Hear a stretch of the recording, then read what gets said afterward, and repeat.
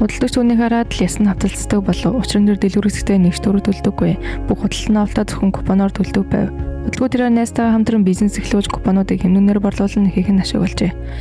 Ердөө жилийн дотор 2 бүсгүй хувийн онгоц худалдан авсан бөгөөд мөнгө тэдний хувьд зүгээр л тоодод үзүүл болсон байв гэж цагдаа нар тэднийг анхааралтай авч тэр өрөө Мишель болон түүний найзыг байравчилжээ.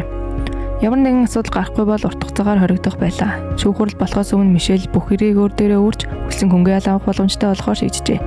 Хэрвээ тэр шилдэг өмгөөлөгч хүсэж чадвал бүр цагаатгах боломжтой байлаа. Тиймээс маш сайн өмгөөлөгч хүсэлсэн бөгөөд шүүхтэр Мишелийн эмнэлтийг олон нийтийн сайн сайхны төлөө байсан хэмээн өмгөөж гарваа. Гэтэл шүүгч хууль зөрчсөн үйлийг нь хүлээн зөвшөөрсөнгүй тэрээр хүссэн буруугүй хэмээн цагаатгаж харин Мишельд хүнжигдэл оноохоор болов. Гэтэл шийдвэр гаргахын өмнө томоохон компаниуд нэр хүндээ хамгаалахын тулд гомдлоо буцаасан байлаа. Эцэстэн Мишель үрдээ 11 сарын 20-нд сонсов. Харин үйл явдлын дараа нөхөр нь түүнээс салж өөрийн гисэн бүх үйл зүйлийг авч явсан бөгөөд купонуудыг найзад нь үлдээжээ. Тэр дотор Мишелийн нуусан мөнгө байгаа гэж хэнд сонсонгүй. Хүслэн энэ мөнгөөр хуулиасны бизнес эхлүүлж тухайн газартаа алдартай бизнесмен болов. Тэрээрийн бүхнийг Мишель загтлаар дуулгалаа. Энэ нь түүний шоронгоос гарангуудаа чанелын эмэгтэй болон гэдгийг илтгэж байв. Хамгийн ачирхалтай нөхөд кино бодит явлаас хэдвлэгдсэн ажээ. За дараагийн дугаард уулзцгаая.